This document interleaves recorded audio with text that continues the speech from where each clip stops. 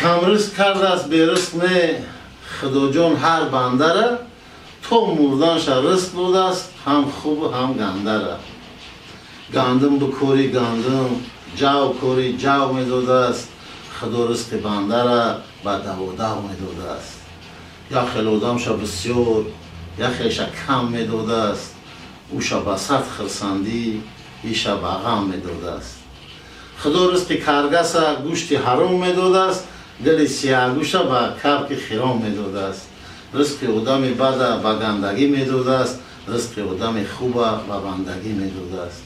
خلاصه هر بنده را به هر طریق می داده است، یا به وده پرواد یا به عریق می داده است. یا خیلش قطره قطره یا خیلش دریا می ته، اوش به صد جام کنی ایش ای هوا می ته. بغلتر رزق می ته به حساب کتابش، ششلیک پز رزق می ته به اکسوس کبابش. رزق بابای رئیس به داد زدن می داده است، رزق تلفنیست به کد زدن می داده است. رزق سود خلقی را به سود کدن می داده است، رزق سود شونده را به دود کدن می داده است. رزق هر مفتش به دلکنی داده است، رزق عربکش به تلکنی داده است. رزق دزد بازار مرد سندور می داده است، یا کمپیرک پیری کرزین کدار می داده است. رزق یخیلا را به کندن چه می داده است، خدا رزق گایی را در سر ره می داده است. تمام شوی نداره این رقم خلاصی کار، رزقی که خدا داده است بود نشوه به گفتار.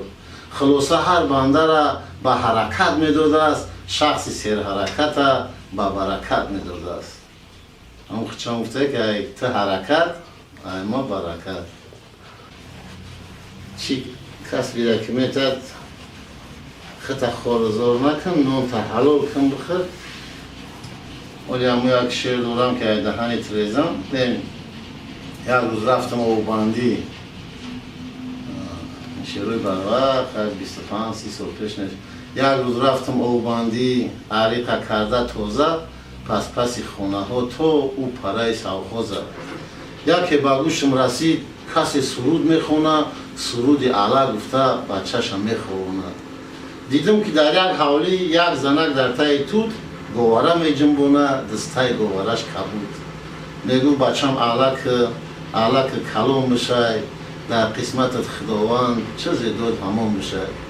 چی کسبی را که میتد کسب حلال کن بخه، نون تا حلال کن بخه، کسبت خور نکن، خط خور زار نکن. یک شیدی سودیه به عدل انصاف سود که اولش پوره نگی گرفتی کورا بود که پرکرور کشیدی به قبره قانونه، هم مرد قانونی کن، هم درون هم بیرون.